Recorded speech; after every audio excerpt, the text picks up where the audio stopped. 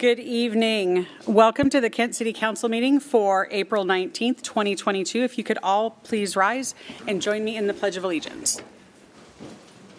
I pledge allegiance to the flag of the United States of America and to the republic for which it stands, one nation, under God, indivisible, with liberty and justice for all.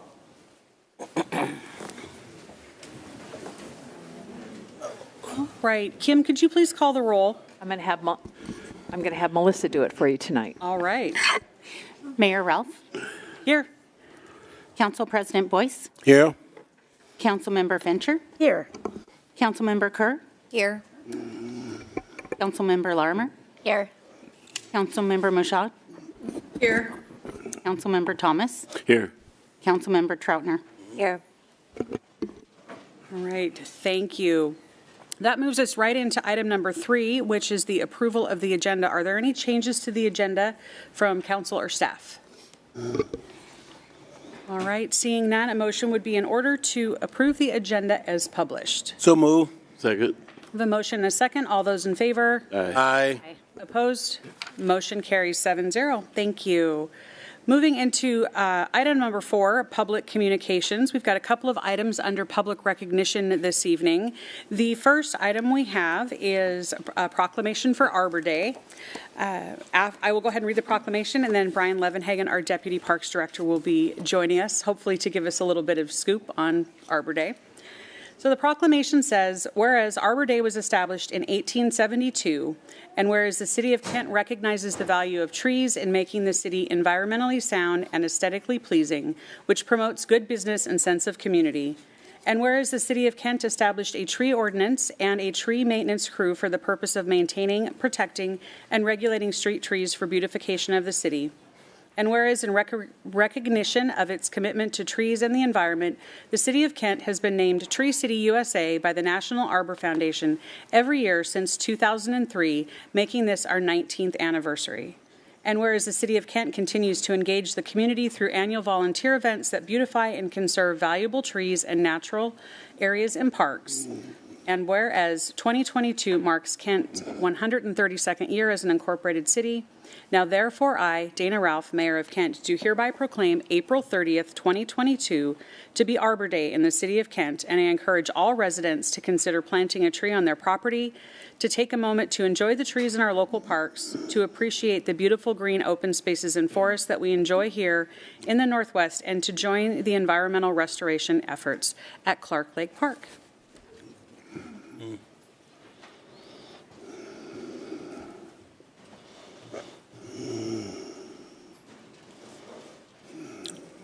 Thank you.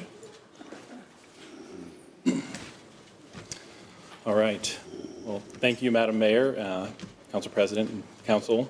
It's an honor to be here today to accept this proclamation for Arbor Day, our 19th consecutive Arbor Day here in the City of Kent. It's a big deal since we became a Tree City USA. This is actually an even bigger deal for Arbor Day as a whole. It's the 150th anniversary of Arbor Day. So if ever there was a reason to get out and enjoy nature and celebrate trees. I know I've been lucky enough to come and talk to council a number of times about the benefits of trees and how important they are. And you know, trees are a living asset. They're one of the few things that a city can invest in that actually appreciates in value over time. There's tremendous stormwater benefits. There's air quality benefits, water quality benefits, habitat benefits. Just the importance of having a shady tree to duck underneath on a 115-degree day. So I encourage everyone on Arbor Day to get outside and go enjoy their favorite Kent park. If you don't have a favorite Kent park, I suggest if you live on the East Hill, go check out Clark Lake Park. 130 acres, amazing trail system. I actually got out there this morning. It's amazing. If you live on the West Hill, Lake Fenwick Park, it's a gem. Amazing trails as well. Anywhere in between, go check out our parks along the Green River Trail and the Green River. One of those parks is Riverview Park, which is actually where Arbor Day is going to be this year, the event. We're actually doing tree maintenance out there on some trees that were planted in previous Arbor Days. Information on registering for that event is at mykentparks.com. We'll be also be planting a large tree, so it should be a really great opportunity. Again, get out and see that park. mykentparks.com also has a number of other events, but we're actually going to Clark Lake this Saturday for Earth Day, so check those out. Happy Arbor Day, and get out and enjoy our park. So thank you. Nice. Thank you, Brian. All right, we are going to move on to the next item under public recognition, and that is we've got 3 appointments to our Human Services Commission. Councilmember Michaud, I'm pointing in the wrong direction. There she is on the screen, is our council representative to that committee. Our Human Services Commission helps make funding decisions, making sure that our resources that we've got allocated as a city to the human services are distributed through the city in an equitable way, and that we're making sure that we're helping our most vulnerable. This evening, council, for your consideration, I have Gwen Allen Karsten, Brian Chandler, and Erica Henry to ask for your confirmation. That is on the consent calendar. I would ask, I think that I've got Gwen and Brian in the room, possibly Erica listening. Would any of you like to come up and give us a minute or two on why you're interested in serving on the Human Services Commission? So come on, Gwen, don't let me down. You got something to say, Gwen. I was going to say the exact same thing. Well, good evening, everyone. Human Services Commission is very important. And the more I find myself being engaged in certain different ways, serving the community, of course, a lot of folks know about me being the executive director for KBAC, which I proudly wear. We're the group that does the Juneteenth event. And so because of COVID, we're getting back to, normal and all this. But the one thing that I'm really excited about is learning how we can help and serve better. Not that we're not doing a great job, but like in everything, you can go to the next level with everything. So this is an honor for me. This is an honor for me because I remember in one of our KBAC meetings, we talked about how back then it felt like, I wonder why this group is getting what they're getting, and I wonder why this group that really needs it is not getting what they need. So I felt like, there's something wrong, and we need to speak up about that. Somebody heard us, because now we're working on things that are purely and simply equitable. And, we think equality and all that has to be a hard process. It's not. My friend Charmaine Boston, hi Charmaine, she is my living miracle. And she says that we can just get everything done if we just do the right thing. So this is not only an opportunity for me, I know it's going to be a great learning experience. I look forward to serving. I look forward to serving well. And whatever I can do to make things better, I'm going to do that because that's what my mama would tell me to do. So thank you guys so very much. Thanks, Gwen.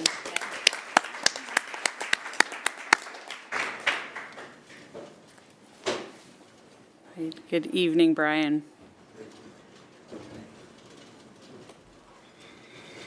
I just want to say thank you so much for the opportunity to be here and to serve on this. This is certainly my passion. Director of Outreach for Seattle's Union Gospel Mission for almost 14 years, but I've worked with most vulnerable for over 28 years, and have come out of homelessness and addiction myself, and went back to school, did everything. And if it wasn't for the help of the services and the right people being at the right place, providing the right opportunity for me, I wouldn't have made it. And every day I'm on the streets of Kent. I live here. I love it. On the streets on the way home, I make promises. I make promises to a lot of the most vulnerable. And I say, you know what? I'm going to do everything I can to help you. And this is a step in that direction of me being able to do it. So thanks for the opportunity. I look forward to serving in this capacity, and I'm excited about it and making a difference. So thanks. Thank you. Thank you. We always appreciate our residents stepping up and serving their community, and our boards and commissions are one very active way to do that. So we're grateful for your volunteer heart and your willingness to serve the community. So thank you for that. And again, council, on the consent calendar would be the confirmation of those appointments. All right, next item on our agenda, and again, we have a third member, Erica Henry, who is listening online. So all those bios are in the packet. Next item on the agenda is community events. Council President Boyce, do you have any community events? Yes, thank you, Madam Mayor. Our Seattle Thunderbird in the playoff. So their game will be on Friday, April 22nd, and Saturday, April 23rd. So if you have opportunity, let's go and to the Showwear Center and cheer them on. So that's once again Friday, April 22nd, and Saturday, April 23rd. We have a Labor Council Career Fair on Thursday, April 28th. We have a Awaken Music Festival on Saturday, May 21st. And we have this new USF Exley football team. They will be playing at Showwear Center on June 25th. So we have the Seattle Thunder against the Denver Rush. Don't like the word Denver. I think about Russell, so I try not to think too much about it. So anyway, get a chance. That game, June 25th. That's all I have, Madam Mayor. All right. Council, any other events? All right, we heard Brian talk a little bit about some of our upcoming parks events, so you can check all of that out on our website. All right, moving on. Next item is our public safety report. Joining us this evening with some life-saving awards is Assistant Chief Eric Hemmen. He's got the hardware and everything. I do. All right, good evening, Madam Mayor, Council President, council members. I'm here today to award really 3 different life-saving awards. Officer Nixon was not able to make it today, but we've already given his award in front of his briefing a couple weeks ago. So I want to call up Officer Vince Alatorre up to the front. He's going to be the first one I'm going to award today. Officer Alatorre and Officer Nixon, back on January 25th of 2022, were dispatched to a CPR in progress call. Dispatch advised that CPR was being conducted on an unconscious adult male by his wife. Officer Alatorre was the first officer who arrived on the scene. He immediately went into the residence, started doing chest compressions. He asked the wife to stand by the door and let in all the other officers that would be coming and the fire department personnel. Officer Nixon showed up with an AED, was able to place it onto the male. It advised a shock. A shock was administered. Officer Alatorre continued chest compressions after that until the fire department came. After fire department came, they took over the CPR. Medics showed up. They got the male to the hospital, and the male was able to walk out of the hospital. So part of that.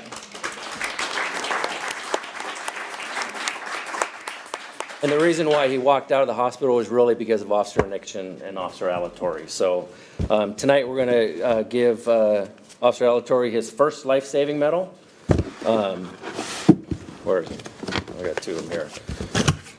It's Officer Alatorre's first. Officer Nixon, this is his 3rd one that he's received since he's been here. So I want to come stand up there. So this is your reward. And she's going to take a picture so we'll smile.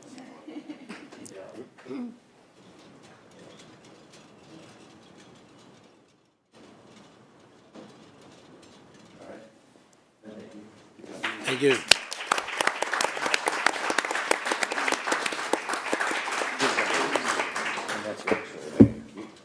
All right. All right, the second one I'm going to award tonight is for Officer Jeff Lai. If he will come, please come up here.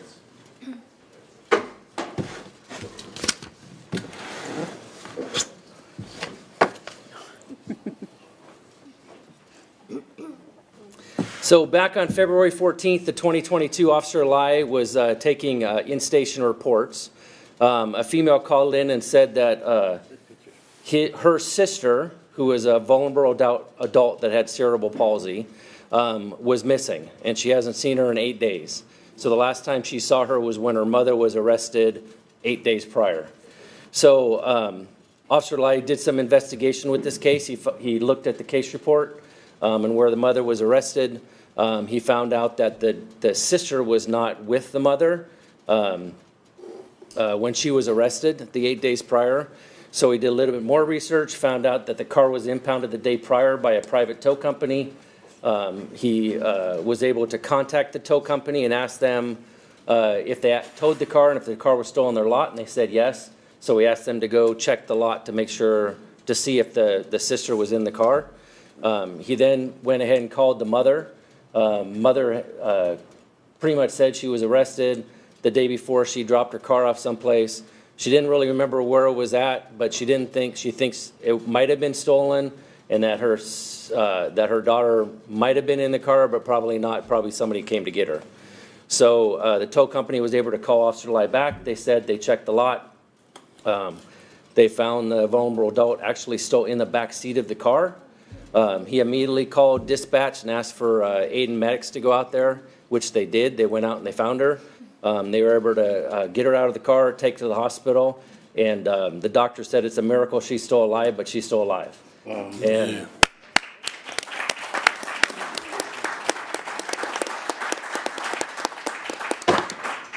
and she wouldn't have been alive if it wasn't for Officer Lai. So I want to present him with the life-saving medal today. This is his first one. I want to make you go in front. All about the photos. Yeah, you look different in the picture.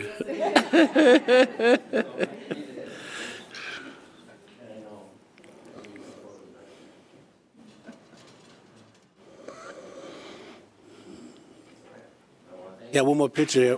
One more picture.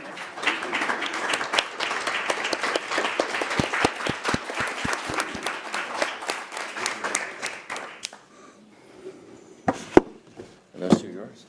Thank you. And that is the conclusion of my report, unless you have any questions for me that I can try to answer. Any questions for Assistant Chief Hemmon? No, but Council President, if I may, and Madam Mayor.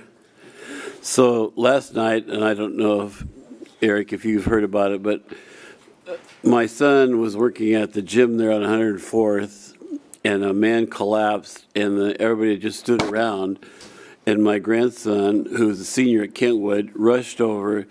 We don't know if he saved his life or not, but he took over, and the calls went out to 911, and they rushed him to the hospital. We do not know, at least I do not know yet, if he lived, but my grandson doesn't think he did. But he tried. So we talk about life-saving. I thought I could segue this into it. I'm really proud of my grandson. Very good.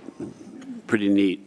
Yep, that is. No one else wanted to respond. All his people just looking around, and he took over the whole event. It was pretty cool. That is. Thank you, Madam Mayor and Absolutely. Council President. Council member. All right. Thank you, Assistant Thank you. Chief. That was Cameron. Yeah.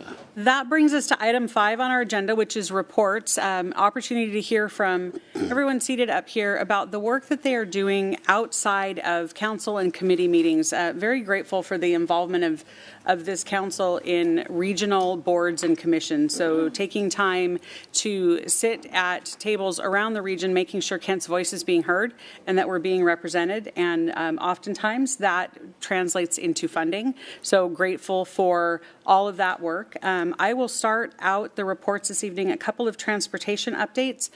Last week, we had our Transportation Policy Board meeting. It was a 4-hour meeting. We did not intend it going that long, but we had to get through our regional transportation plan, so our 4-county transportation plan. Grateful for the board members that were willing to stick in there with me as we were going through that process.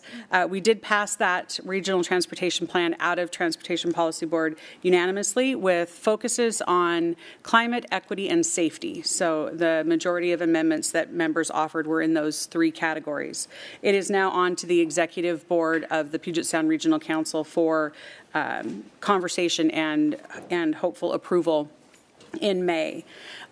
Staying with the transportation theme, I attended the South County Area Transportation Board this morning. We had 2 presentations. The first one was on the ORCA system. So think about that card that you use when you access transit in this area. They're updating their computer system. They've got a new app coming out, really trying to make it easier to be able to load those ORCA cards and use them to ride transit in this region. So like I said, a couple of great things. There's a mobile app coming that will make it easier. Legislature has passed some regulations around free youth fares, so they are updating that system so that they can continue to track ridership, but youth will not have to load those cards.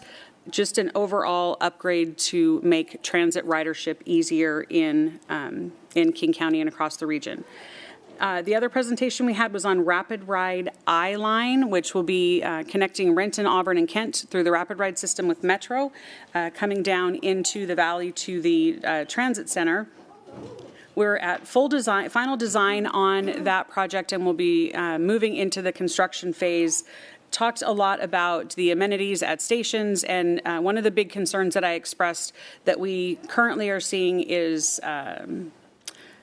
trash and garbage around the Rapid Line stations, and then folks that are congregating there that maybe aren't using transit. So we want to make sure we're keeping it safe and open and welcoming, and working with Sound Transit in designing things into those stations that help with that. So just keeping that top of mind. Kent staff is really working with Metro very closely on those design items. So excited to see that coming.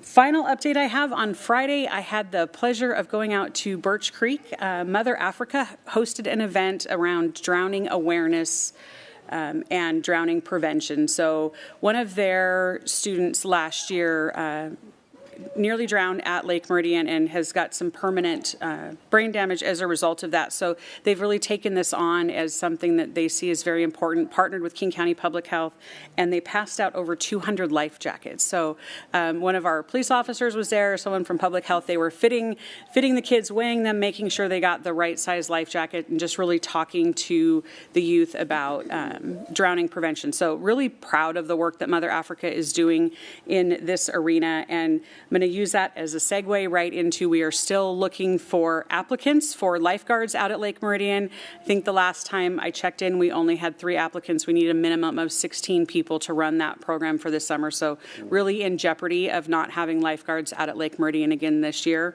So if you know anyone that's interested in lifeguarding out there, it's a pretty cool gig, getting to sit there and watch the lake and help keep people safe.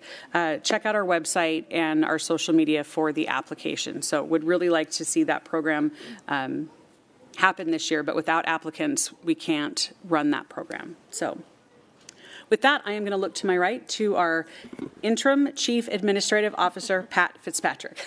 Thank you, Madam Mayor. I'll be brief.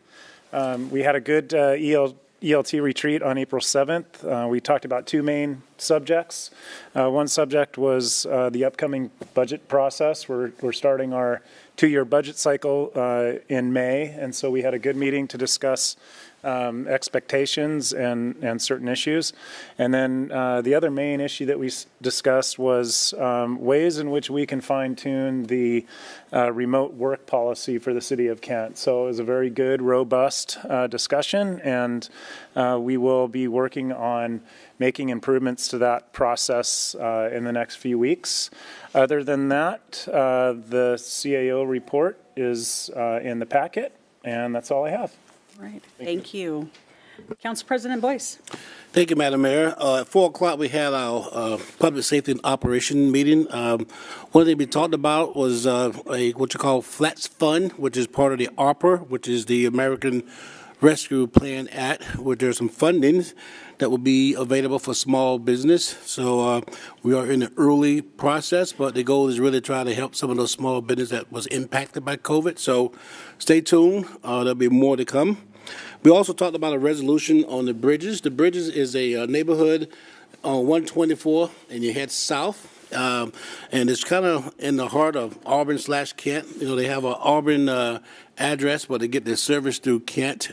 So the 2 cities decided to get together and going to try to figure out where it's going to go to Auburn, without going to be part of Kent, so the residents know exactly where they pay the bills and where they go. So we're working through that process. Like I said, the city leaders are going to get together and work through. Also going to get input from the neighborhood to see where they want to go and so on. So we pass a resolution. We'll pass a resolution to both cities to work together to try to figure out what's best, also working with the community. Okay, and then at 5 o'clock we had a workshop. We really talked about sound transit, so we're going to have a new parking ride downtown Kent. We're moving forward on that, so it's going to probably be up to about 534 spaces for people to park their car. So there'll be a participation where we get feedback from the community. but we are moving forward with that process for a new parking garage downtown in Kent.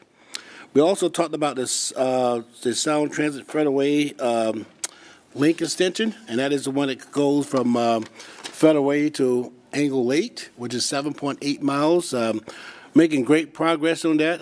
They did have some issue early with the concrete, as you know, with the big strike that was going on, but I think they was able to recover. So we're hoping to have that in operation 2024, 2025, but they're making great progress on that as well, too.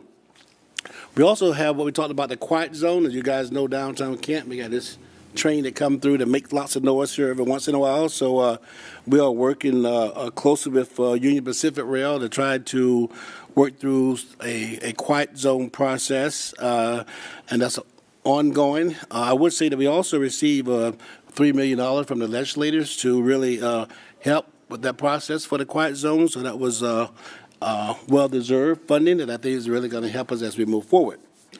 Then last but not least, on our workshop, we talked about advanced Kent performance measurement. So there is a dashboard that we are putting out there that really talks about how well we are doing in certain areas within the city of Kent.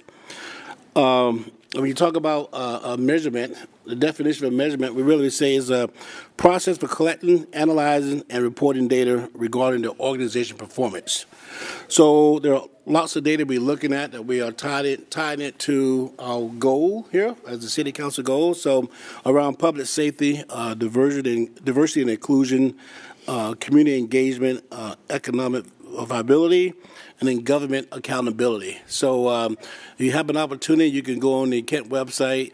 It's in the early stage, but the team has done a phenomenal job of really just trying to talk about how we measure ourselves and then how we get better. And I think we're heading in the right direction.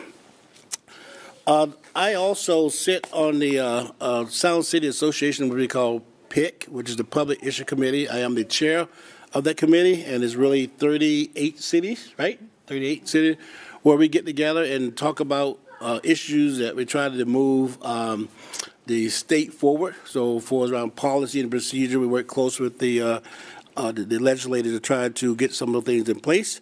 Our meeting was last Wednesday. There wasn't too much going on. I would say one thing we really spent a lot of time talking about was the climate change. There was a bill in Olympia that talked about climate change. It did not make it through the process, but I think a lot of cities, even Kent, have already started working on some climate change stuff. I think the city on the east side have a lot more resource, so they have a little competition going on amongst themselves on the east side for as how they can what they're doing with climate change, and they kind of got a little competition going. But I would say within the city here, we have our leaders from the economic development, parks, and then public works really working on some things to help us advance climate change, even though there was a House bill that did not pass. I think we as a city strongly feel that climate change is important, and it's something we will continue to work for and move on. I'm going to go through and have my council member talk about some of the things they're working on within the committee. I think what you will find out, a lot of us is really sitting at the table from a lot of these here regional meetings and so on. So I'm going to start with Councilmember Show. If you don't mind, you want to go forward, and anything you'd like to share with us, please. Thank you, Council President. I serve as the chair of the Parks and Human Services Committee, along with Councilmember Troutner and Councilmember Core. And at our last meeting, we approved some resolutions for grant applications for the Parks Department, and those are for property acquisitions and Springwood Park renovations. And then we also agreed to an agreement with Burger Partnership for the Springwood Park renovation design and construction. And then lastly, we approved another agreement with Earthcore for Mill Creek Canyon Trail repair for this summer, and this will build on the work that they completed last year. And that concludes my report. Thank you, Councilmember Show. Councilmember Core. Thank you, Council President. I sit on K4C, which is King County Cities Climate Collaboration, and we had our meeting last Friday. Basically talked about the work session that's taking place actually on Wednesday. on the 21st, at 3 p.m., and I hope some of you guys signed up for that. It's a work session for electeds. I also sit on Association of Washington Cities Nominating Committee, which consists of serving 281 cities in Washington State. And our meeting is actually on Wednesday morning at 10 a.m. I sit on Growth Management Planning Council, and we meet on the 27th. And Domestic Violence Initiative Regional Task Force will be meeting on May 10th. And I serve as the chair for Puget Sound Clean Air Agency Advisory Council, and we don't have that meeting happening within this month. So I'll have those updates when those meetings happen. Thank you. Thank you, Councilmember Core. Councilmember Lammer. Thank you, Council President. I serve on the King County Affordable Housing Committee, and we met last Friday also. We had the pleasure of reviewing the draft accountability framework that had been forwarded to us from Growth Management Planning Committee for further review. This is part of an effort to, within the countywide planning policies housing chapter, establish some accountability metrics and measurement for for the cities countywide. We had 4 potential framework actions in front of us to vote on and discuss, and 2 of them, I shouldn't say vote, it was actually just discussion. So we voted 2 of the 4 to have staff prepare some additional documentation and reports for us, and eventually this will all be our recommendations for inclusion in those housing chapters will go back to you guys on the 27th, I believe. I also sit on the Aging and Disabilities Advisory Council, and unfortunately they met at the same time, so I was not able to attend that one this month. So, thank you. Thank you, Councilmember Lammer. Councilmember Troutner. Thank you, Council President. I am chair of our Economic and Community Development Committee, along with Councilmember Michaud and Councilmember Larmer, and our next meeting will be on May 9th. I am also vice chair of the Regional Transit Committee. We have our meeting tomorrow, and as you heard from Mayor Ralph, there's a lot of things happening within transit and Metro, and we'll get to see some of those presentations tomorrow as well. That ends my report. Thank you, Councilmember Troutner. Councilmember Thomas.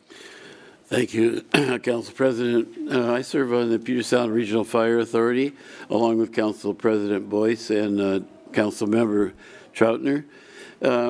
We've been kind of working on setting goals for the budget and accreditation, and then some good things that are happening is we're doing a lot of joint hiring with different fire departments. So we kind of get the best of everybody, and it's a good thing to do. We've also got on order 5 new fire engines.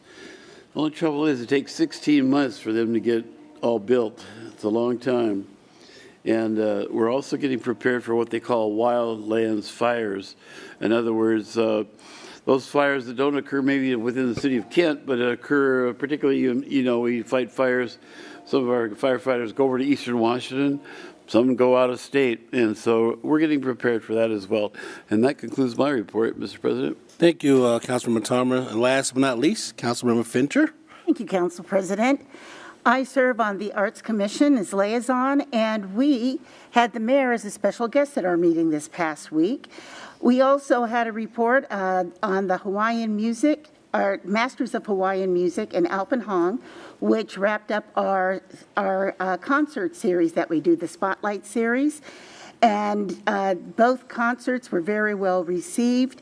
We also have the Kent Creates website, which usually I would be telling people to go to.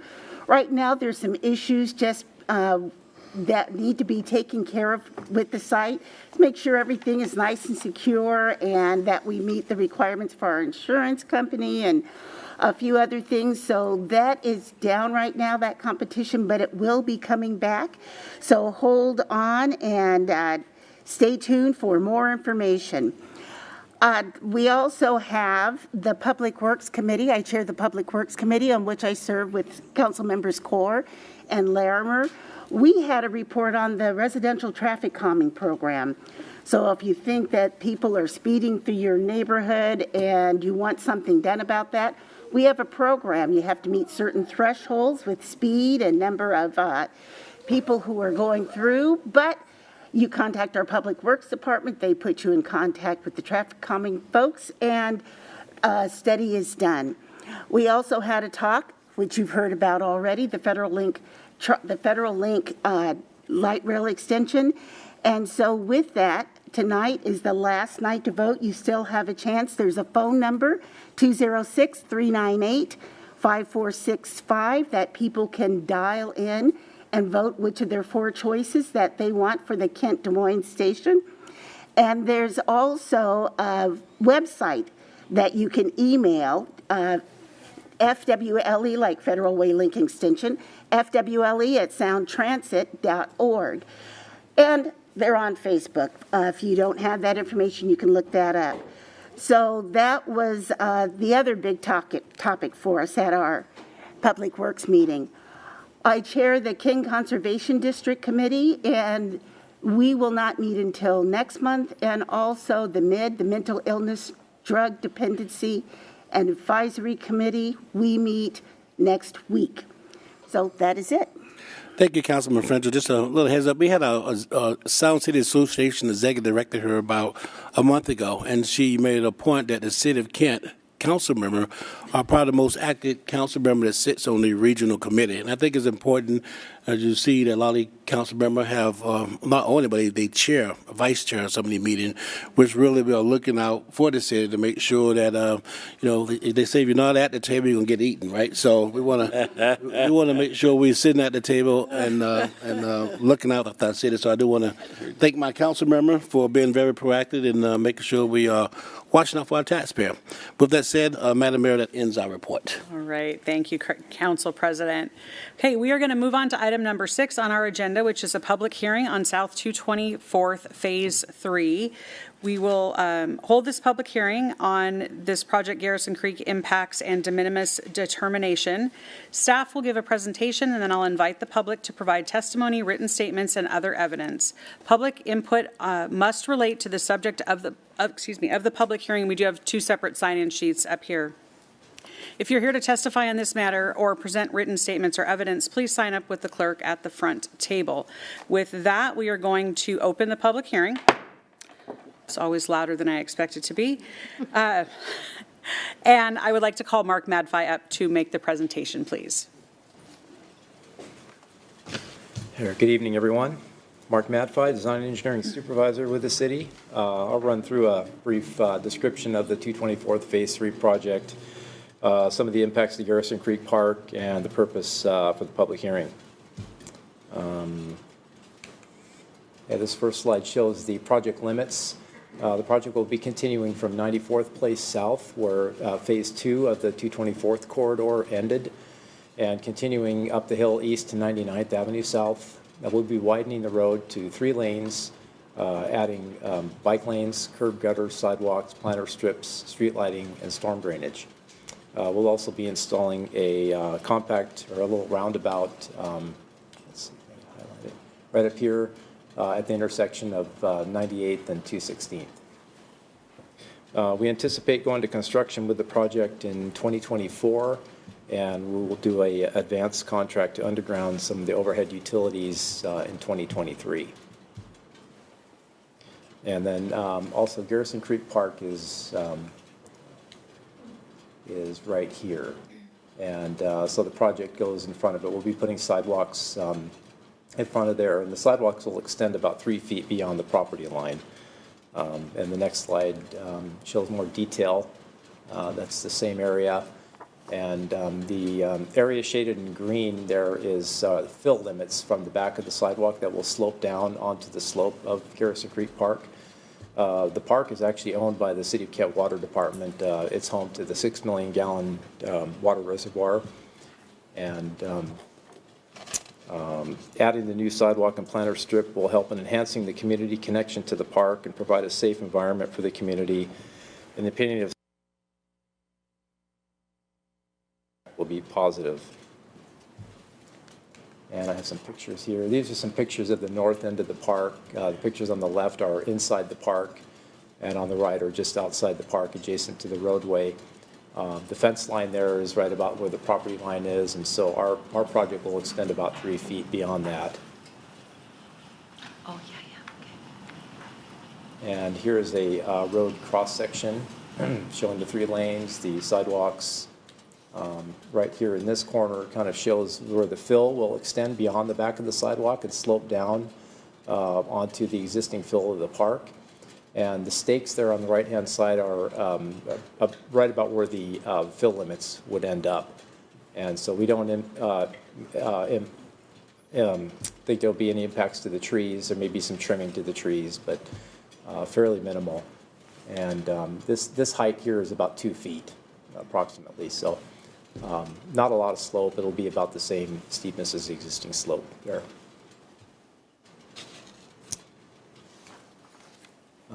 So let's see if I can go back.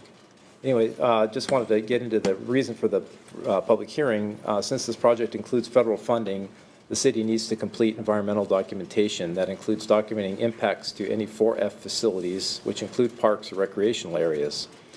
The documentation needed includes what's called a de minimis letter, or a letter from the city stating that the impacts to the park are minimal. We need a public hearing to hear any concerns from the public, and a resolution for council declaring the impacts to the park as de minimis and will not likely adversely affect the features, attributes, or activities of the park, and authorizing the mayor and parks director to sign any necessary documentation. A vote on this resolution will occur after the public hearing. So with that, I'll take any questions. Council, any questions for Mark?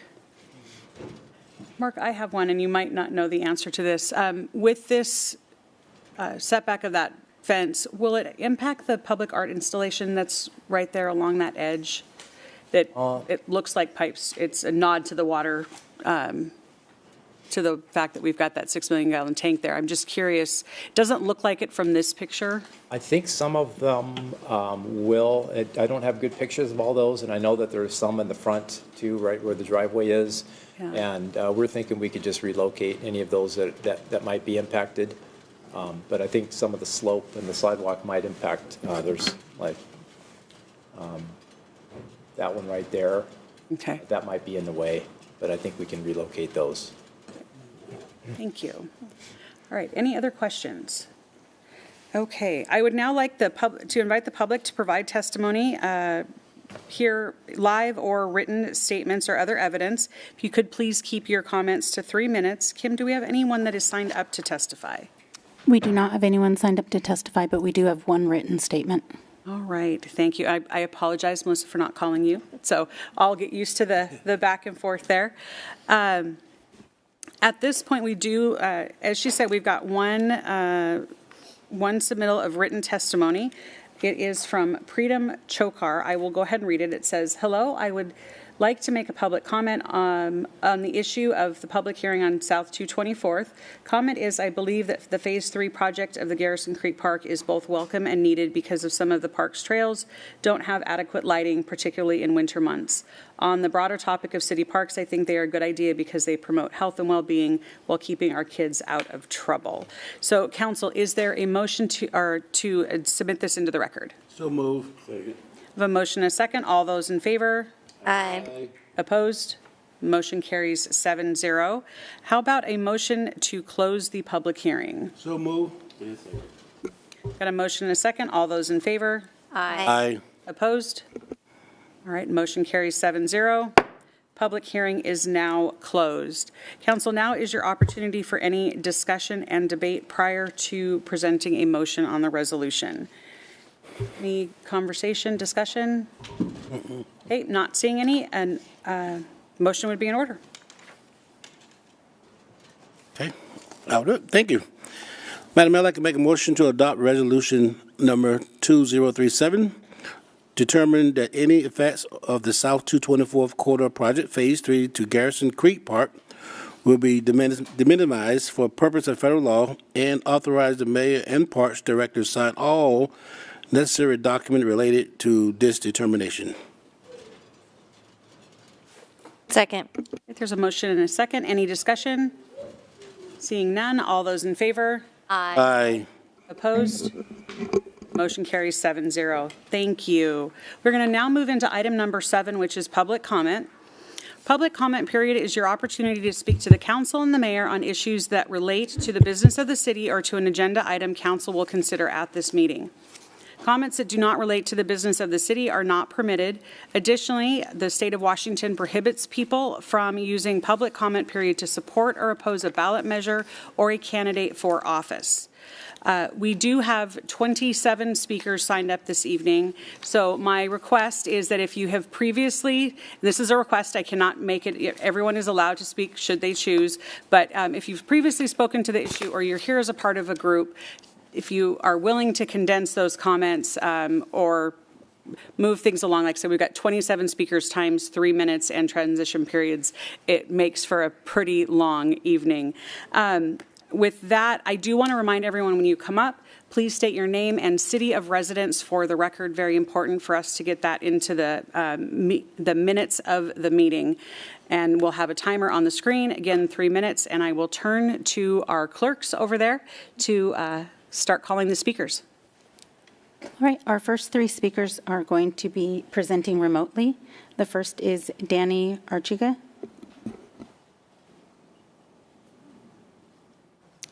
Hi, good evening, respected council members and Honorable Mayor Ralph. My name is Danny, and I've been a resident of Kent for the last 6 years. I'm a stay-at-home mom of 2 small children, and I live close to the proposed site for the tiny home village being proposed. The only reason I even found out about this project was because I read the Kent Reporter newspaper for the purpose of being updated on the crime blotter. This one's often pretty lengthy. I don't feel like there was a good faith effort to notify the citizens of Kent of this proposal within a reasonable amount of time to organize our community and express our opinions on this. I've listened to about 4 hours of city council meeting commentary in the last couple of days, and I too agree with the other 2 citizens who oppose this, that we are being strategically steamrolled. It also feels like the decision has already been made and we are merely being told to put up with it. In the testimonies I've heard, there's been talks of vulnerable populations. And I wish to address this by adding that I too am a person of color. I'm also a caretaker to a small child with special needs, and I empathize with families who struggle. We struggle too. We struggle to feel safe in our neighborhood on a daily basis. We struggle finding safe activities for our children to enjoy around the community that is saturated with drug users and an ever-growing homeless population. We struggle with some of these homeless people coming into our communities and stealing and destroying property with almost 0 consequences. We struggle too, and yet no one seems to be taking this into account. My family has been personally victimized by this population on a couple of occasions throughout the years. This is an unsafe neighborhood, and I don't see how this is going to help at all. I don't understand how it's always hardworking people who always lose in this situation, and nobody seems to care. It is being said that the money for this won't come from the city, but the county. At the end of the day, it's the taxpayer that foots the bill, regardless of which pot it comes out from. And when this ends up not working out like it often does, no one is held accountable, and the residents of the city are left with the consequences of it. I feel like this is yet another slap in the face to the citizens of Kent. I could implore you to please not go through with this, or at least consider not building this in a residential area. But as I mentioned before, I have a feeling that the decision has already been made, and the only solution is to either sell our home or put up with Kent being the next city of Seattle. Thank you for your time. Hey, before you leave, this is Council President Boyce. I want to make it clear to you and everybody, there have been no decision been made on this here. So I want to make sure you understand that and it's clear. No decision. Okay? Our next speaker is John Madsen.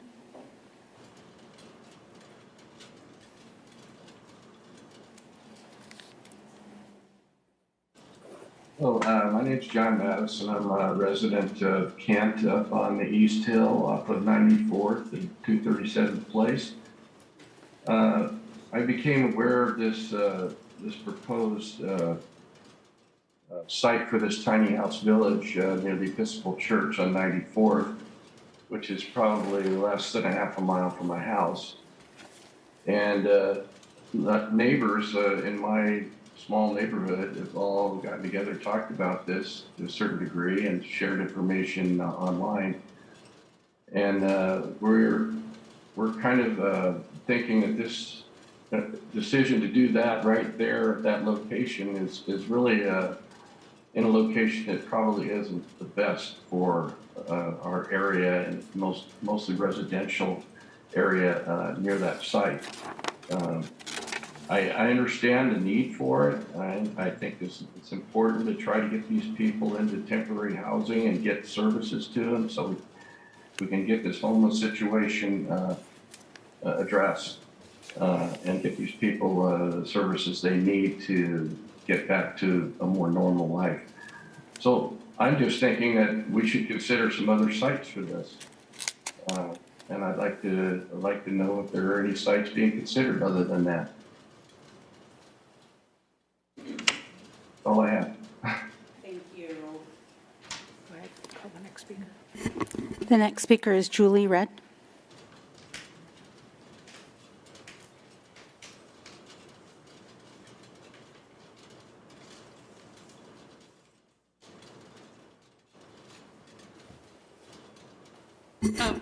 Hi, my name's Julie Redd. I'm from Kent. I've resided in the city for 20 years. I'm just going to go over some key points that the proposal as presented for the tiny homes has not, the information has not been provided. I'd like to see a safety plan, including crime containment, background checks, drugs. This location is close to schools. The Mormon church is right there. There's a ton of kids that walk by there. Huge safety issue. Health, sanitation, and waste management, how is that going to be addressed? What is the administration? What is the rule enforcement, security? What is their program management plan? What is the entire life cycle funding management plan? What is their project plan?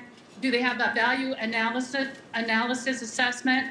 What is their risk management plan? What is their liability? Is the church going to assume a liability? Is the city assuming liability? Why is there a lack of key stakeholders' involvement in the proposal?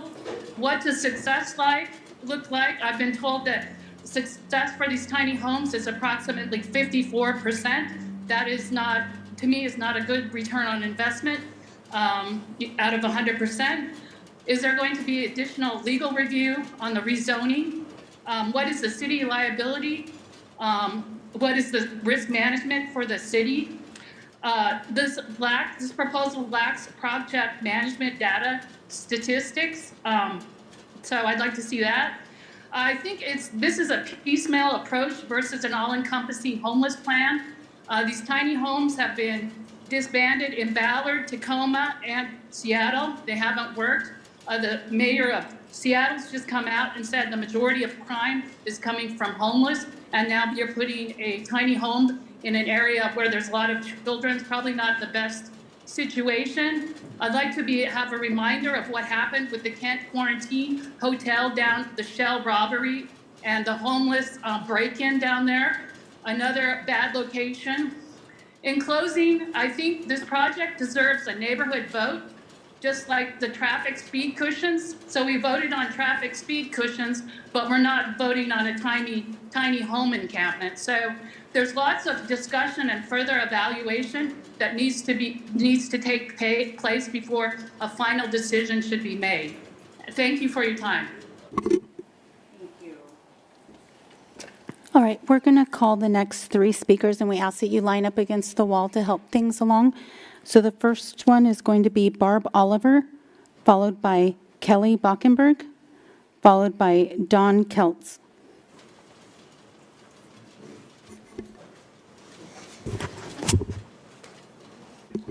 Good evening, council members, Madam Mayor. My name is Barb Oliver. I am the Director of Operations for Sound Foundations Northwest. We will build the majority of the tiny homes in the St. James Tiny Home Village.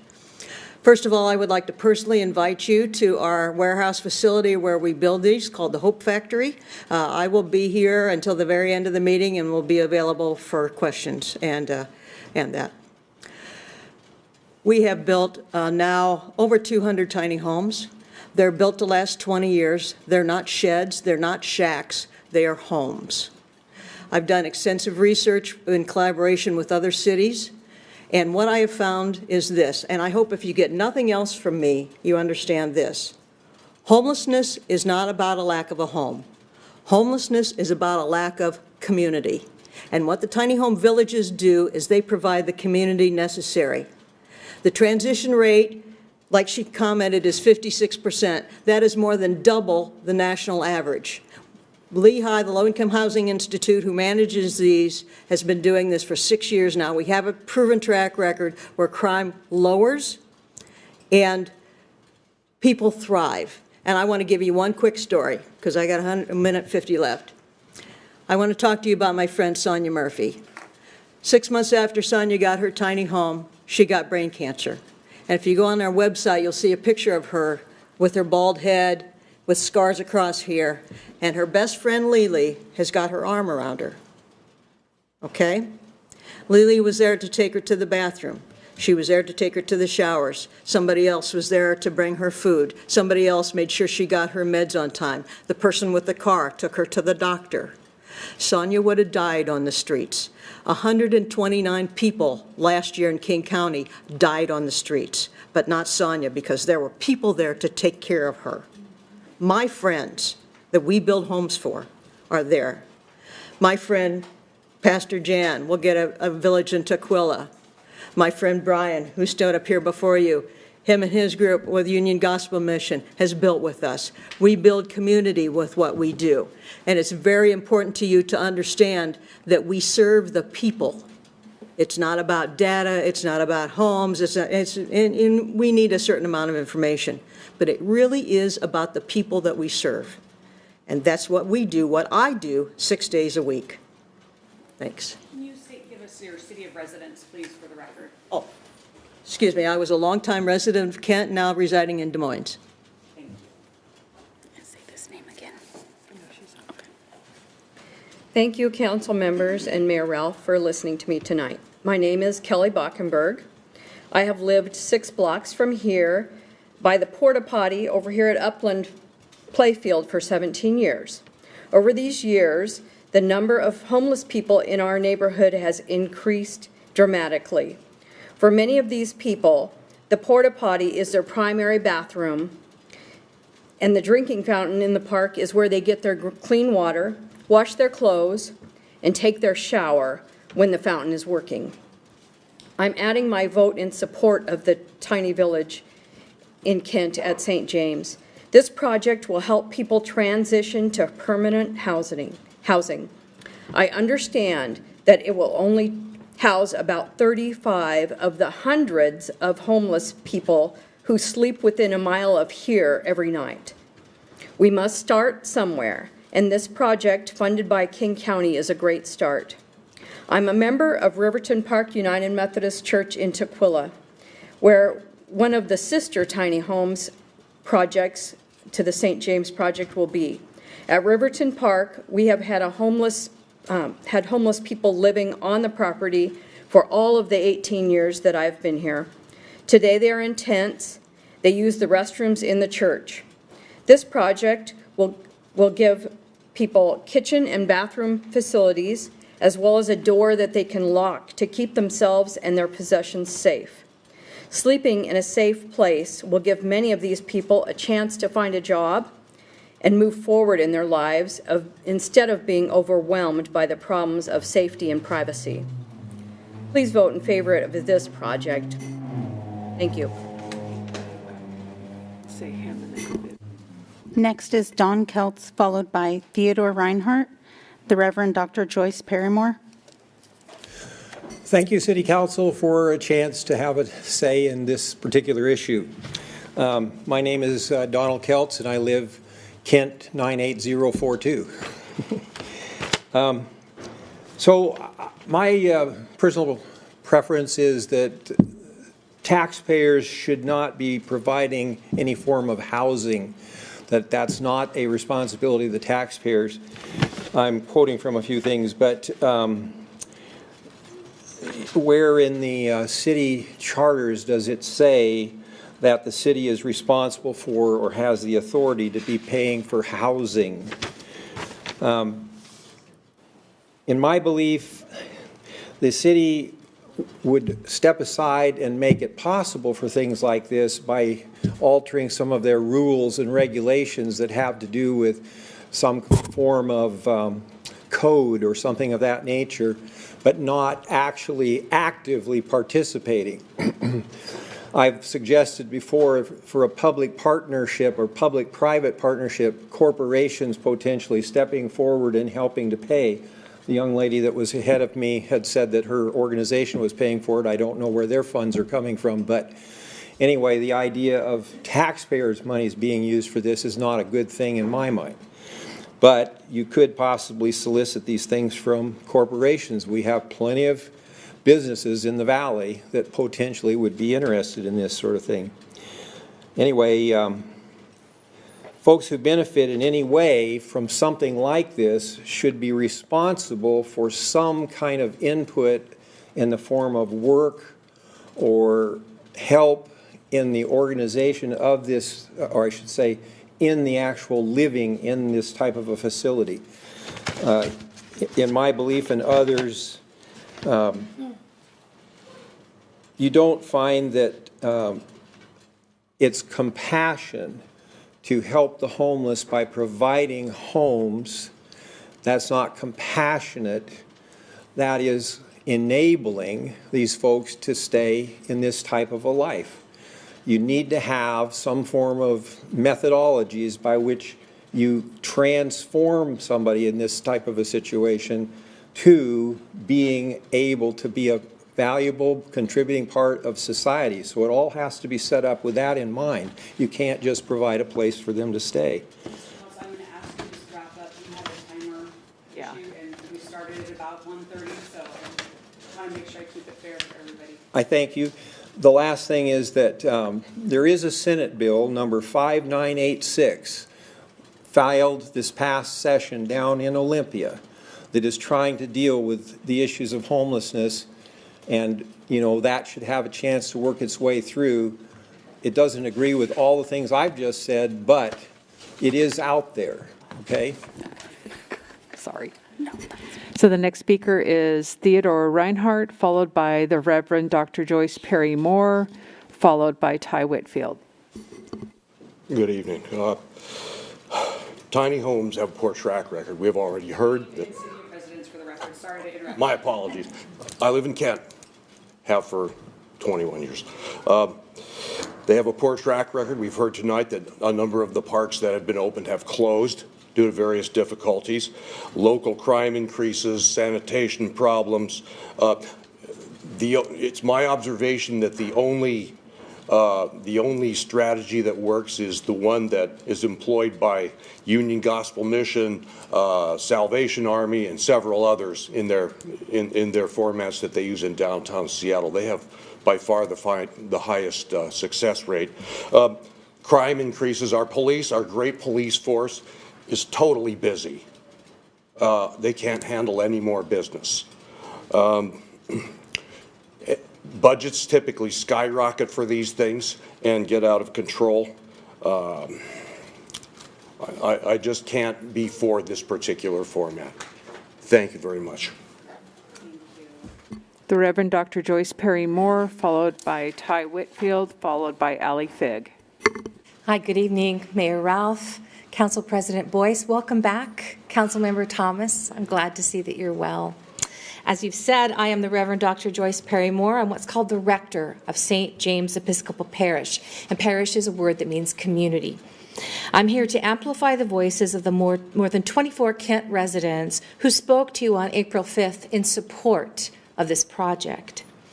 As steward of a privately owned 5-acre campus on 94th Street South, over the past 7 years, we've been there for 60 years, I've only been there for 7, so I'm a newbie, we have activated our land in order to provide community not only to 150 parishioners and a thrift shop, but also to 5 nonprofits, 40 garden plots managed by the International Rescue Committee. And I'll tell you what, the more partners that live on our campus and are a member of our community, the safer it gets. And the safer our campus gets, the safer the whole neighborhood gets.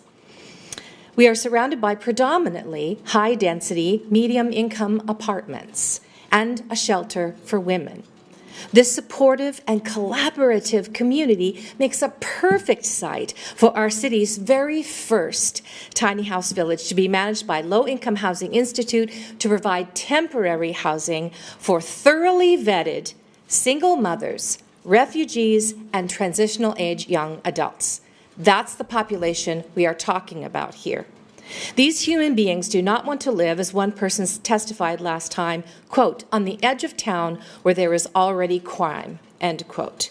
These human beings seek what everyone deserves, a path to a safe and thriving life, which is our motto. That's what we want to do in Kent. And I'm glad you're hearing so many opinions tonight. That's fantastic. And I'd like to open our lens even wider and remind us that the opinions of one new, private, high-income housing development do not represent our entire community. Kent is more than that. Your plans are more than that. Thanks to Kent's Department of Economic and Community Development directors, Hanson and Gilbert, your plan to develop more housing options in Kent is robust and comprehensive, ranging from ADUs to affordable housing. But there's one strategy you're leaving out, and that is providing places where unhoused people who want to be housed, the notion that they wouldn't want to is laughable, can obtain the stability that they need and the case management to access these housing options.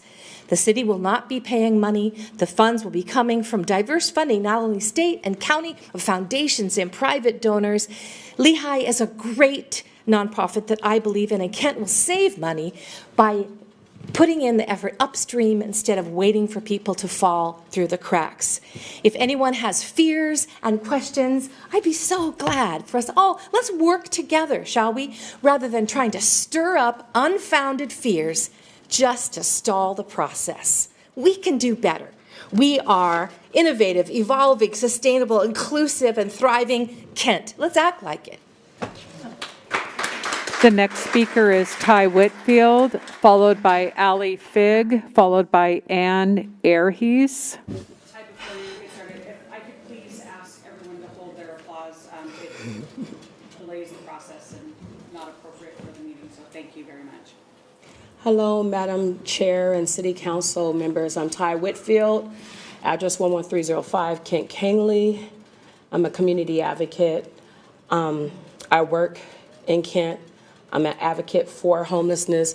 I'm gonna give about 30 seconds real quick to just be a voice for the homeless that y'all calling these and theys and that. Even though that's not the demographic, but I do gotta talk a little bit about the homeless that I feed and I support every single day. We have over 200 about 30 I feed daily. And those are the ones that you're talking about, the these, and we don't want them in our area, and they nasty, and they dirty, and they just all of the different stuff. I get it. I drive downtown, and I see the dirt, so the moment you say homeless, it's like, get them away, right? But at the end of the day, since I'm talking about them, they have a story. They're on drugs. They need rehabilitation. They need services, so they need help. So you're dealing with people at that point that don't want to be right. They don't want to get into housing, so we're not asking about them. We're not asking about people that don't want housing. Now, let me talk to my time about where we are, the demographics we are talking about. It's hard to talk about this because it seems like everybody's not talking about the demographics that we are talking about. We are talking about single parents. The one that was just on the hearing that said that I'm a single parent and I'm barely making it. We're talking about young adults that can't even get jobs, or when they do get jobs, they're making $15 an hour. And for a one bedroom, it starts at $1,300, it's my micro studio, I'm sorry, $1,500 to $2,000 for a one bedroom. You cannot live and pay rent unless you bring in $25 to $30 an hour. 211 is sending me families that has jobs, you guys. We're not talking about the ones that's homeless, that is drug users. Oh yeah, we're not talking about them. We're talking about the ones that are not being able to pay their rent because the increase of rent, and the ones that a lot of times people don't even care about, because if you are a drug user or you are homeless with a mental problem, I can get you into a hotel. But if you're a single parent right now and you need somewhere to go and you just lost your home, there is nothing for you. There is no support system for you because you used to have a job or you still have a job. The support systems are for those that are mental, those that do have issues, those that are drug issues. And so when 211, King County is sending me people consistently, last week I got 30 or 40 different new names of singles, of families that just lost their homes that my organization had to put in hotels that they work, you guys, they work. But they cannot make a living. So what I say is, let's not talk about the drug users that don't want a home, but let's talk about the ones that do. Allie Fig, followed by Ann Aries, and then Jan Boulderjack.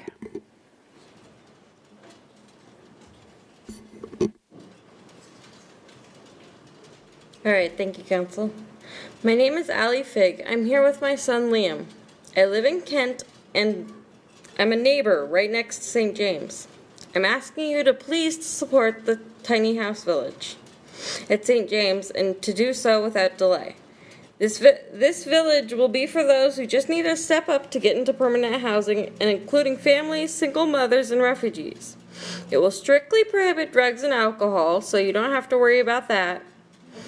It will help those families and the people in need right here in Kent, as they'll be out of the cold and rain and instead in a heated tiny house and getting the services and help they need from the case managers to quickly get into permanent housing.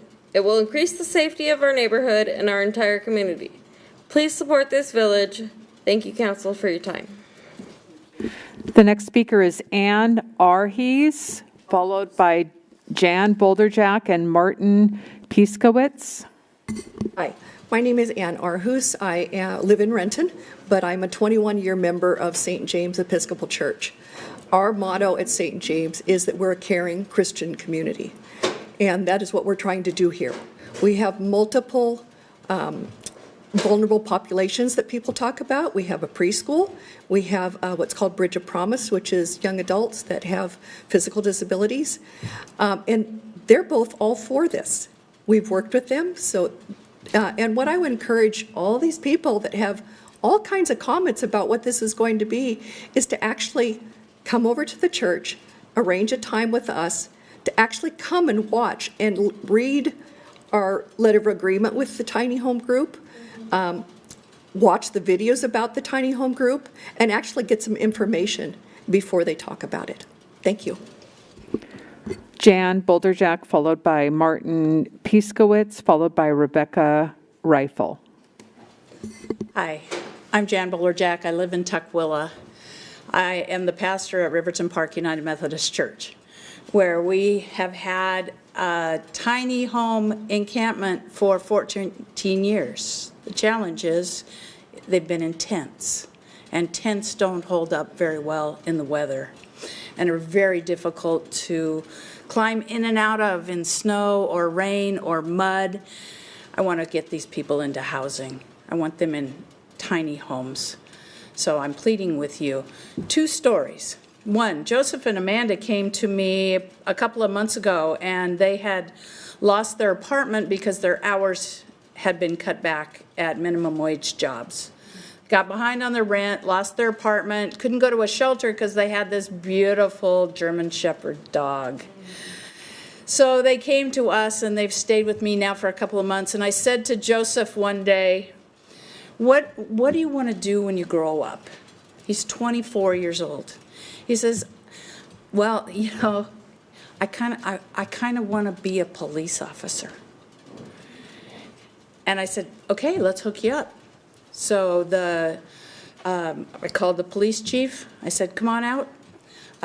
He came out, he met with Joseph. He's got him lined up in background checks right now, and will be moving into a security job at the mall, which will then put him in line to go to the police academy. Services. It's not just a place to stay, it's a place to build community and to get the services that you need to move on. The other story is, I don't know about maybe the faith communities that you belong to, but many of them during the during the pandemic had to hire security because their buildings were empty and they were vulnerable. Mine wasn't. Mine was full of homeless people, unsheltered people all the time. Our social hall is their living room. And they watch out for everything and for each other. There's no trash, there's no crime, there's no drugs, there's no alcohol, there's only community. So I encourage you really to come and visit my site. I'm next to a school. The community knows all of my folks. They work on the property, in the food pantry, in the clothing donation center, in the meal preparation services that we do. They're involved, they're getting their lives together, they're moving into permanent housing. Come and visit us, come and see, or go and see another tiny home village. You hear about those that are shutting down. Those are not the ones that we're building. We're building the new ones, and they work. Thank you. Martin Pieskowitz, followed by Rebecca Rifle, followed by Cam Lyons. Hello, my name is Martin Pieskowitz. I own a house on 94th down the street from the proposed tiny house village. I work here in Kent at Blue Origin and hope to raise my kids here in Kent someday. I want to express my enthusiasm about the tiny house village on 94th Street. I'm not going to talk about the benefits of this location. I could go on and on about how good this is for the city, but I will talk about this location. I've heard many people concerned about safety, and to be honest, if I didn't know about the process of vetting the inhabitants of the tiny house village, I would be scared too. But to live in this tiny house village, you can't have a history of drugs. You can't have a criminal history. From what I understand, the inhabitants of the tiny house village, well, at this location, they will be far more vetted than the neighbors in the area, more vetted than the community members that spoke here today. The inhabitants of the tiny house village just need a safety net. They need a temporary home. I want everyone that is here that has questions and concerns that before you judge a book by its cover, I want you to ask these questions to the representatives of Lehigh like I have. After I listen to them, my opinion is that Lehigh has presented a fantastic, no cost to the city, low-hanging fruit to make Kent a better place. Thank you. Rebecca Rifle, followed by Cam Lyons, followed by Sean Close. Hello, my name is Rebecca Riffle. I also live on 94th, and I love hearing all of the stories, but I'm going to keep mine very short. I want to say, I live on 94th. We already have people who are homeless living on that street. Lehigh brings a plan that comes from experience and data and proposes to take people who are in that transitional homeless place and give them a chance of getting off of the street. I think it's a fantastic plan. I live there. I feel comfortable with the plan. I also have asked lots of questions and listened to the presentations. And I hope that people who are hesitant take the time to listen and ask questions, because there are going to be homeless people and we're going to have to do something about it. All right, thank you for your time. Next is going to be Cam Lyons, followed by Sean Close, followed by Peter Ostrander. Good afternoon. My name is Cam Lyons. I am a resident of Kent, and I'm also a return on investment, to do a callback to the first call I think happened tonight. My first year in Washington was about 5 years ago. I lived in my car, and I was unaware of tiny homes at the time. I actually just found out about them because I volunteer at the food pantry every Saturday, play a super small part in it, where, slightly off topic, I have only met the most kind and giving people that have not taken advantage of people. I'm a former Marine, and this is the most I've seen, dense-wise, people that are interested in service and loving each other, in and out of my time in and out of church. When I didn't know about the tiny homes, I was in my car working a job with the privilege that comes from my skin color as well as being employed. I still lived in my car for a year, which meant that I was sleeping in front of stores. On occasion, when cops got called on me, I would drive into a residence and I would find a house with little cars, mind my business, park there, sleep for the night, get up early enough for nobody to notice. Hopefully, as a future homeowner, as somebody who lives in a home now for 4 years, I hope I don't see anybody going into a residence to fall asleep. I would hope they have a place to go safely where they can feel welcome, because when I was living in my car, Even as a former Marine, even having a job where most of the stigma was off of me, I felt embarrassed. I felt gross. I felt apart from everybody else. My time here volunteering at the Tukwila Food Pantry, again, playing a small part, only met good people. I look forward to it every single Saturday. I love it. I was a former homeless person. I'm a return on investment. I'm using my GI Bill now to go to college and be an English teacher. I don't have family in Washington. There's promise for this, and people only hear about the horror stories. So I highly encourage you to not take a naive stance, but just take a realistic one, that there are good people, and I see them every week. So thank you very much for the time to speak. And sorry for the breathing. I have a lot of social anxiety. So.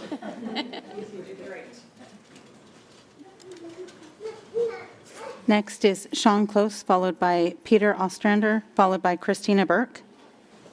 Good evening, Council. Thanks for having us again.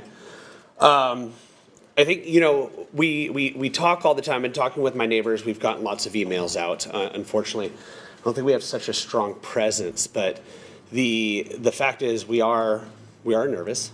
We are scared. We think that this is a great program. We think that this is something that will work, but is it right down the street from our neighborhood the best spot? We talk about that all the time. We have lots of people representing why this is such a great cause and why this is so great, but very few actually live in the neighborhood. Very few are surrounded by this. They can come in, they can help, but they leave. They come to work, but then they leave. They're not left to be there at night. They're not left there all the time. Their properties aren't affected by it. We are. And that's probably the worst part for us. We look at some of the things that have been said, and yes, this is a great program. Everything that we've read, everything that we've heard sounds great. But just like that, we're being sold.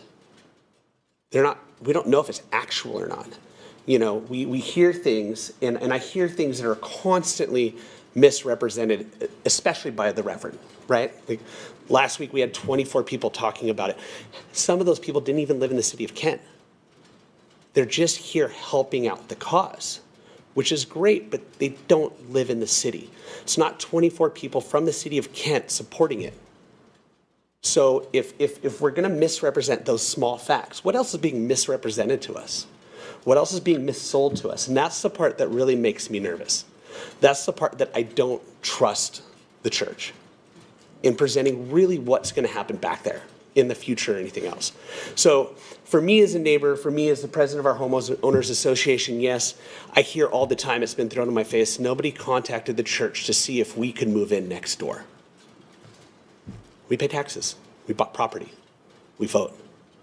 We worked hard to get to where we are. We should have a say what happens in our neighborhood.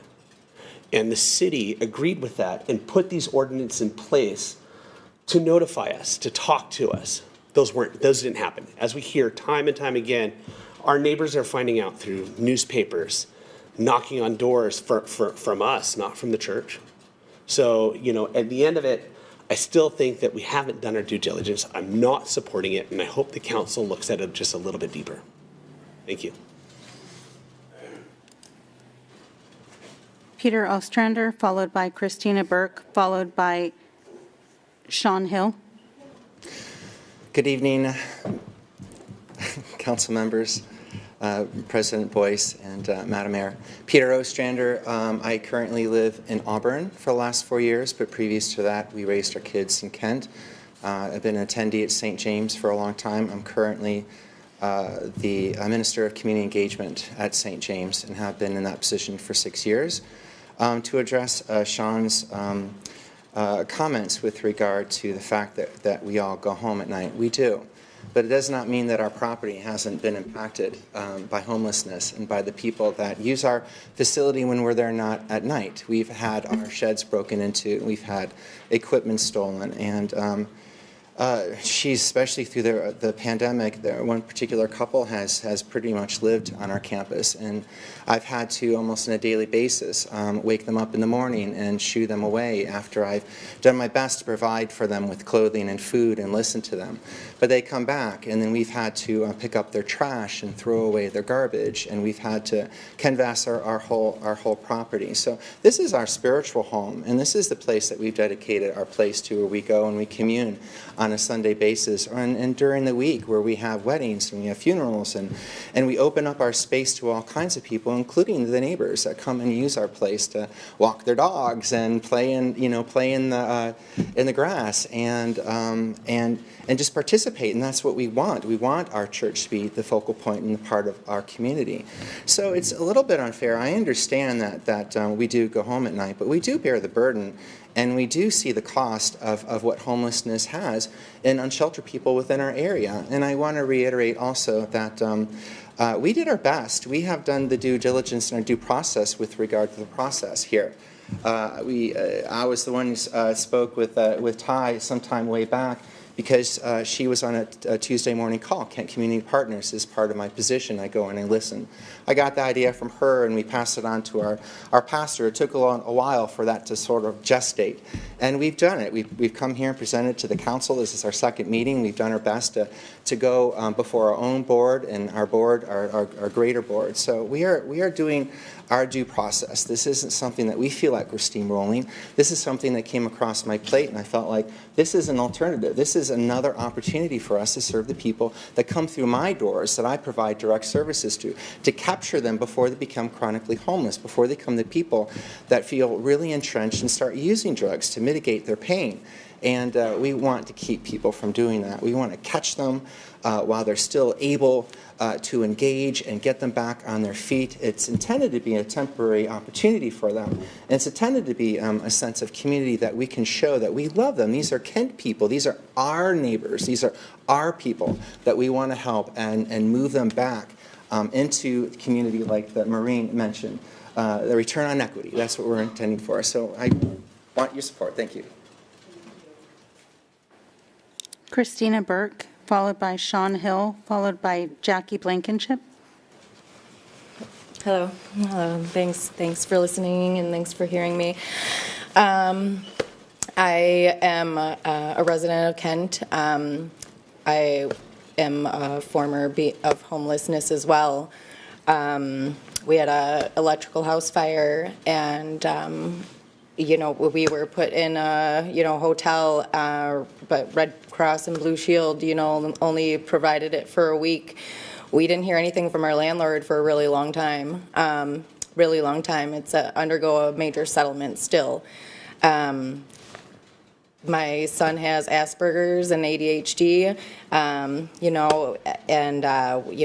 we had dogs in our apartment as well. Unfortunately, like it was spoken before, there's not a lot of places to go if you're not a drug addict, or you don't have a job, or there's not a lot of places and opportunities for families to go to, in situation and crises.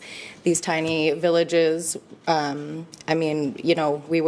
still mentally, physically, and emotionally drained still from, dealing with the whole situation. And it's a bigger crisis, sitting in a hotel trying to figure out what you're going to do every day. If we had a tiny little home, a temporary home, we could have been back on our feet a lot sooner, and maybe kept our jobs and still was able to provide for the family if we had a tiny little home available.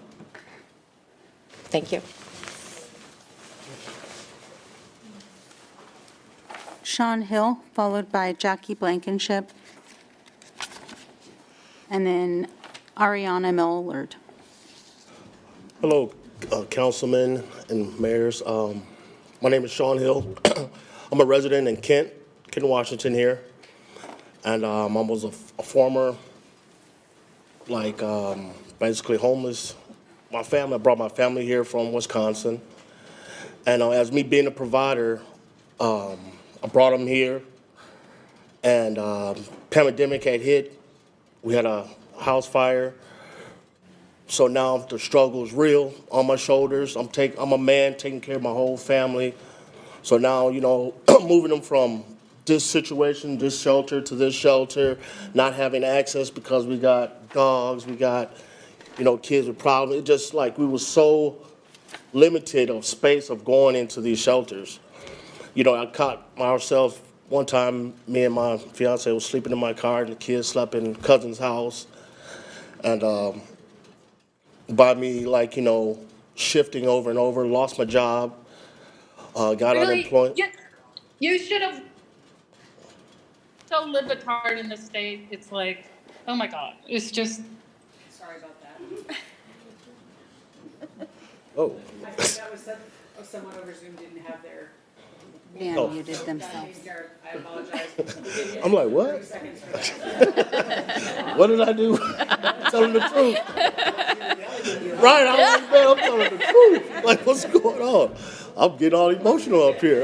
You know, so I mean, like, this tiny home villages, I feel that that's a really good idea, you know, because in that time, it would have helped us, you know, and, you know, help other people as well, you know what I'm saying?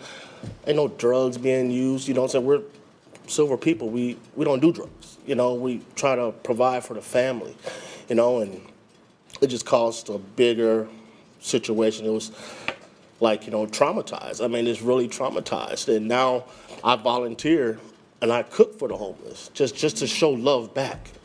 You know, I cook for 200 to 300 homelesses a week. Not even asking for pay. You know, I just cook.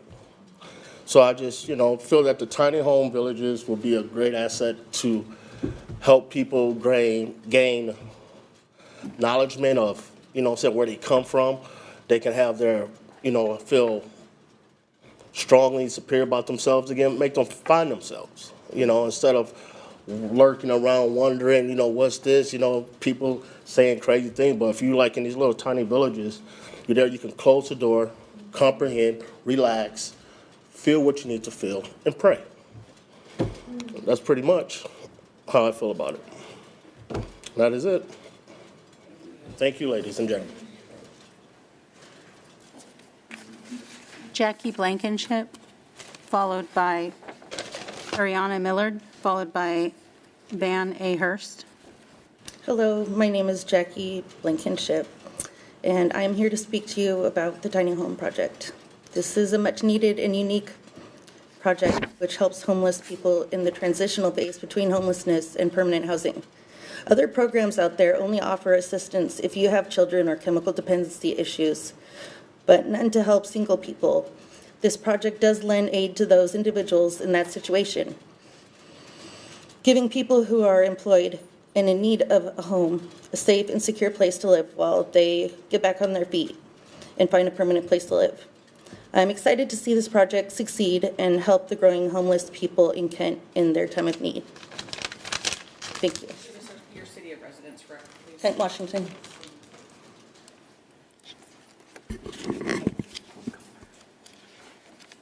Ariana Millard, followed by Van Hurst, followed by Leslie Hamada. Good evening. Thank you, Council. First and foremost, I just want to say hi to everybody. I look amazing, right? I am formerly homeless. I was just homeless. I don't do drugs. I'm a single mom. Ma'am, if you could address your comments to the council, that would be great. Okay, well, you guys see, I look amazing, and I'm not a drug addict. I don't do drugs. I am not an alcoholic. I have a job, but I only get paid a certain amount an hour. I'm part-time, and I'm still struggling to stay in subsidized housing, okay? Because, let me give you guys a little background story. I moved here about 3 years ago. May 1st will be 3 years exactly. When I moved here, I was homeless. I had a 2-month-old baby, and I moved because my child's father said, I don't want to be with you guys. I don't care about the baby. Leave. You have no family here anyways. You suck. Okay? So I came here with absolutely nothing, $200 in my pocket. That's it. I went to DSHS to get resources, and I told him that I lived in my car. And he said, because I lived in my car with a 2-month-old, then he had to call CPS on me. So it's like, where's the fairness in that? So because you don't want to give me resources, you can't help me find housing with my son, and I'm a good mom, I'm a great mother, but because you can't find me housing, you have to call CPS on me too. Like, that doesn't make sense to me. Where is it right at? I think that the tiny homes will be good for people. Not every homeless person does drugs. Not every homeless person does robbery. Not every homeless person wanted to be homeless. I didn't want to be homeless. I got pregnant. I lost my job. I lost my car. I was in the hospital for 3 months, and I lost everything. Not because you think I woke up and was like, I think I'm going to be homeless today. Like, no, I don't think every homeless person wants to be homeless. That's not how it works. I mean, in the community that they speak on, so the community, they don't want it in that community because they pay taxes.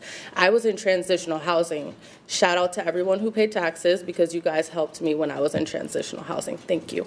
But I think that people should really think about the things that they say about homeless people and the things that they think about homeless people, because not all of us are boo-boo.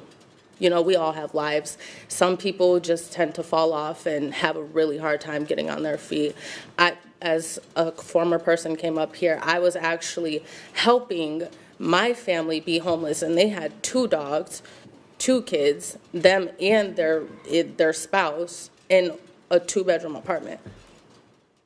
And not because they were just family, but just because I know what it feels like to be homeless and not have anywhere to go, be in my car, broken. Thank you.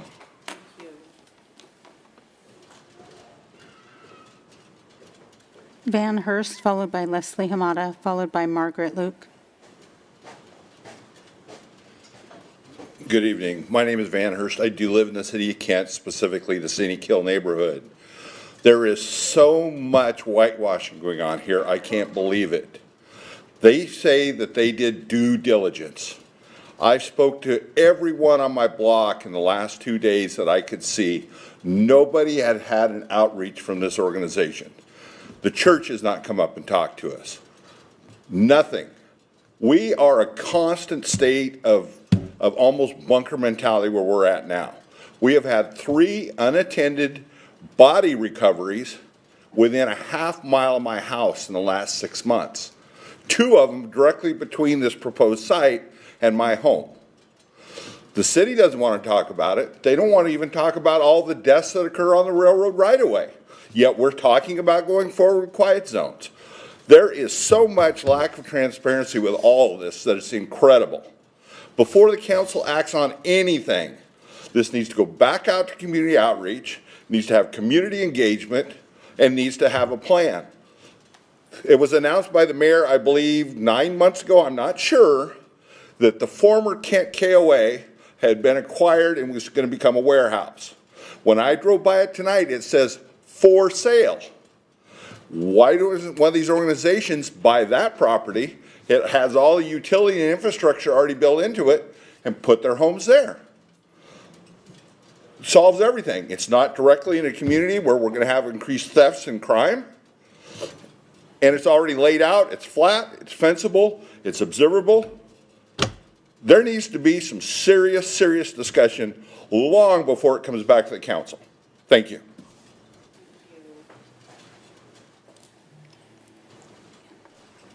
Leslie Hamada, followed by Margaret Luke and Tanvir Sangha. Good evening, Mayor Ralph, President Boyce, council members. It's been a long time since I've been in here, and I do approve of your new lighting. It's a big improvement, so that is an improvement since I've been here. And it seems like I was just here, perhaps yesterday, talking on a similar subject of shelter for homeless, and being involved with the change in coding and restrictions on areas with a homeless shelter called Kent Hope. I think many of the people in this room have sat at my table for fundraisers and heard the stories over and over again of how providing just a temporary shelter, and now they've kind of gotten into housing, how many women have been helped by that, and how much angst there was to put that in the neighborhood. Just a little bit of a reminder there. And I think I'm not going to go on and on about education or statistics or all that, but to have a successful program like this, Kent United Methodist Church, who I'm representing tonight as the director for over 10 years, we've given every year, well, the last 2 years have been tremendous. We've given over $72,000 to citizens for evictions, housing, and that. So I've been in this business and seen people on the edge for a long, long time. Since I retired from my profession, I've done this for my church. And one of the things that I find that's successful at working that helps people, it's helped with Kent Hope, it's helped with our car camping, it's helped with people, is if you have people that are going to walk along with you and help you. And where else are you going to find that but in a faith-based community? They have that where they're housed. They have an organization that's familiar with the housing. We're always looking for money for every project we want. You're not asking and taking money from the city of Kent. You have a good partner in King County that's ready to step up to do that. They have some structure. They have in-house rules and in-house involvement and sweat equity that the clients that are going to live there, the people that are going to live there, are going to participate in. So if you ever have a better deal, and believe me, this is just a drop in the bucket with the homeless problem. But if we can find avenues to build upon, that's where we need to be today. And if any other opportunity that pops up to me, I took the time tonight, had a very busy schedule. I live in Kent, property-wise, way out in unincorporated King County. I have a Kent address for tax paying. But I wanted to be here tonight because this is a great opportunity. It may go bye-bye. And any opportunity that we have, we've got to do something about this homeless problem. It's way out of control. So I stand here with my years of service, with a church behind it that's had car camping, has given homeless dinners, and had success at it. And even improvement in what happened to our property when we brought people in our car camping program when we could do it without a pandemic. It decreased the crime, and we were right next to a school. And I thank you very much for the opportunity to speak tonight. I can, just as a reminder, ask our speakers to lean into the mic so that the viewing audience can pick that up.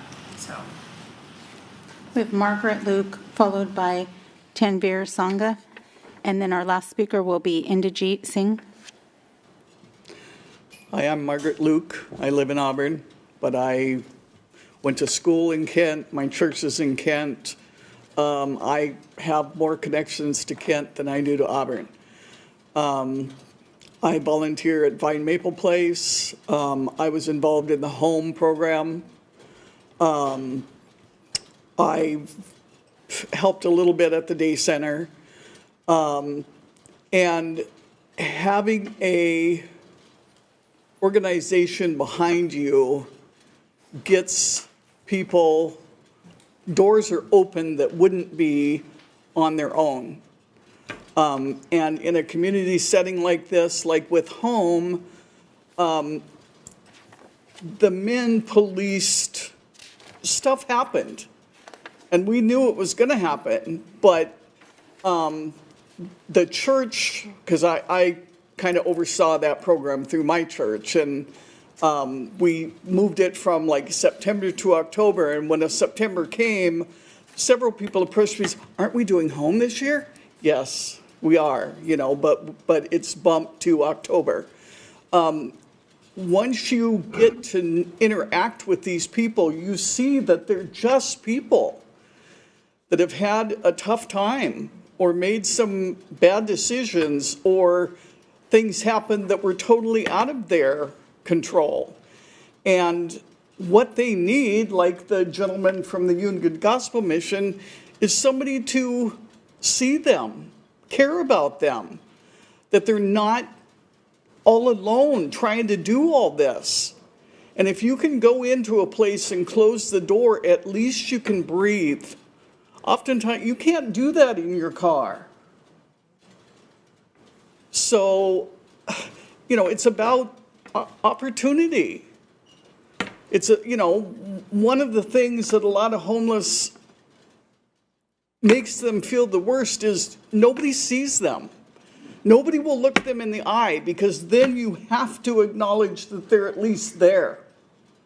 And they're out there, and we need to provide some services.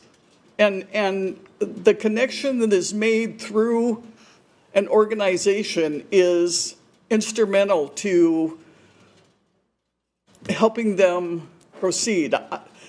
How do you watch TV with people being thrown out of their country?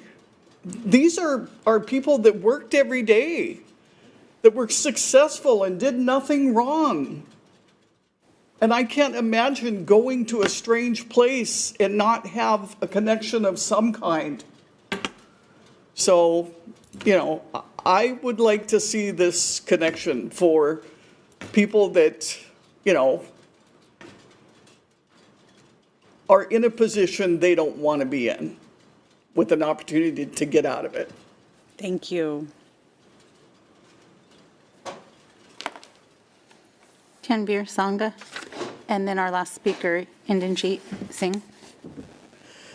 Good evening, Mayor Ralph, Council President Boyce, council members. My name is Tanvir Sangha. I live in Kent, across the street from the proposed tiny home community. I want to speak first to the passion represented on both sides. This is a pretty divisive issue. I don't feel the issue is the tiny homes themselves. I think it's the location. In addition, it's the lack of communication regarding this whole process. Like many people I've spoken to today, we have not had clear communication about what's going on. Last minute letters. It's to the community ourselves that we communicate and find out that, I found out 2-3 hours ago that this is going on, that we're gonna have another conversation about it like we did 2 weeks ago. And maybe that's my fault for not being as attentive, but as you guys know, life is busy. So it feels like we're on a little bit of a back foot when it comes to this. A fear was told about alcohol and drug usage. Prohibition of drugs and alcohol is great in theory. However, that's the same model used in Seattle, and you can't walk down many streets without seeing bottles or needles in Seattle. And when it comes to be outside of the tiny home village, what happens to accountability and policing that? They will, Lehigh or the church, cover taxpayer expense for police response. That's just some things that are not being mentioned. I was, watching the pastor when my neighbor was speaking, Sean, and she was, every time he had a point or a decision or an opinion to make, she was, mouthing to the side or pointing or whatever it was. It didn't seem very transparent. And this is someone who says our doors are open, come communicate. For me personally, that kind of behavior doesn't encourage me to have a clear, honest communication, because I wouldn't feel respected in that conversation. And I think that needs to be, considered. Finally, would you accept 56% approval on anything else? You can't pass anything with 56% approval. So if they're calling that a success rate, even that is double the next transitional home facility or community, it's still not enough. There needs to be more due diligence. There needs to be better plans. Like the gentleman mentioned that the KOA site, those are great alternatives for, again, the issue at hand, which is where to build it, not to build it, right? This community is important, but I think the location is really, really the critical issue here. This is the final point. It was stated it's not about data, but about people. So why do we push the 56% rate? Why is that so critical, right? Data drives action, and it's why we have public forum and make decisions based on quantitative measures. Metrics have not been provided to the general public, nor has there been much discussion between Lehigh and the surrounding community. And I don't want to speak for any of my neighbors. I'll speak for me, my family. I have a wife and a young kid, and my wife's expecting pretty much any time now. And she's not excited to go outside. She's scared. And building this community here in that location, I think will just further the fear. So I think we need to find another location for it. So thank you for the time. Thank you. And our last speaker, Inderjeet Singh. Hello, members, City Council. My name is Inderjeet Singh. I live less than half a mile from the proposed site. And one of the things that got mentioned briefly in this was the site proposed parking lot where it is. It also supports the preschool. I drop my daughter off there multiple times a week. And someone mentioned preschool is all for it. And I can tell the council right here they're not. And they're all worried from the preschool, not just the parents, but the people running the preschool. So that's a false statement coming in here and saying preschool is in favor of this tiny homes. So what would you guys do? You're dropping off little 3-4-year-old kids who play in that parking lot and their play place is right there. Literally no fence, nothing. And you're going to build how many tiny homes? I'm not against the, like someone mentioned, you have to look into their eye. I happen to work in Seattle, and I go for my daily walks in the neighborhood where there are homeless people. And you do have to listen to their problems. One of them, the main one, is the mental health. I don't get it how a tiny home can improve a mental health of a person. It's as small as is. I know it's not going to improve. People come and go, and there's no statistics that's been presented. On top of that, the main item is anyone who spoke in favor don't even live in the neighborhood. So you don't realize the issues that we have in our current neighborhood. Every other day, we have to call the police department and no one shows up when we have break-ins at night or even during the daytime when I called and police was, too busy. So we don't have enough police officers to control the crime as is, and this will bring in a lot more. And every single person from the neighborhood can hopefully agree to that. One last thing I want to talk about is in 2019, there was a hostile takeover of a tiny homes in Seattle. You can go up and read it, and they locked up, and the tiny homes people locked the city out, which was paying for them, which was paying for their bills, and they locked them out. And it became a huge national issue. We never learned any lessons from it. So people say they will improve or manage it, but the statistics don't support that. So all I want to say is we can't ignore the homeless issue. It's a nation issue. It's a world issue right now, right after COVID. But putting a tiny homes, multiple homes in small, cramped out space is not the right solution. So we need to find an alternative land for it. Thank you. Thank you. So that was our last speaker? Yes. All right.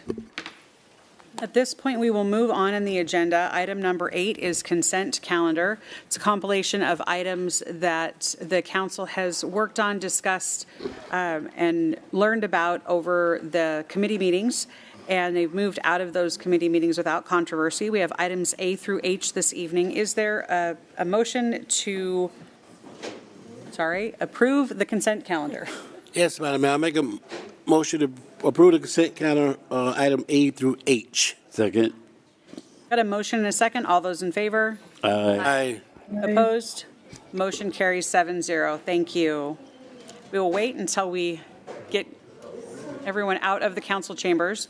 If you all could take that discussion into the hall so the council can finish their meeting, that would be fabulous. Thank you. All right, the next item on the council's agenda under other business is a resolution expressing intent to explore de-annexation of the bridges in order for the property to be annexed by the city of Auburn pursuant to RCW 3510-217. Speaking to this item this evening is Pat Fitzpatrick. Thank you, Madam Mayor. You heard a presentation at an earlier meeting today at the operations meeting from Matt Gilbert, Deputy Director of the Planning Department. So I'm going to be very brief with this. But as you know, we have a property that is City of Kent jurisdiction, and it's shown on the map up on the screen there. This property is completely surrounded and contained within the City of Auburn and within the City of Auburn's growth management, urban growth area, I'm sorry. And just for brief history, the city obtained this property in 1987, and it was intended to be a water reservoir, but the property became surplus when the city obtained water from another source. The city ended up selling the property to a developer, and through a PUD, the developer started working on the neighborhood out there. The neighborhood is largely developed, but there is a portion of the property that still is developable, and the developer intends to develop that property. For a number of years, the city has been in discussions with Auburn about the City of Kent de-annexing this area and Auburn annexing the area. And at this point, we're at a point in discussions where it's important to get council's approval to continue with discussions, as we feel that within a matter of number of months, we will be able to come forward to council with an actual action item for the City of Kent to de-annex and for Auburn City Council to annex. So what we have before you is a resolution that achieves that. The resolution went before the Auburn City Council last night and was adopted by the council, and it's before you tonight for adoption. And just to be clear, this resolution does not mean the City of Kent is in fact de-annexing this area. It's a statement of intent by the council to research the issue more, and a major component of that research is to have a formal conversation with the HOA out there to ensure that they are behind this, and also for the cities to evaluate impacts to the residents in the area. So if you have any further questions, I'd be more than happy to ask them or answer them. Any questions for Pat? All right, seeing none, a motion would be in order. Madam Mayor, I move to adopt Resolution Number 2038, expressing the council's intent to explore the de-annexation of the Bridges neighborhood in order for the property to be annexed to the City of Auburn pursuant to RCW 3510-217-2. Second. Got a motion and a second. Is there any discussion? Okay, seeing none, all those in favor? Aye. Opposed? Motion carries 7-0. All right, item number 10 is bids. We do not have any this evening. 11 is executive session, and we also do not have an executive session. So that brings us to the end of our agenda, and with that, we are adjourned. Have a good evening. Good night, Zandra. Good night.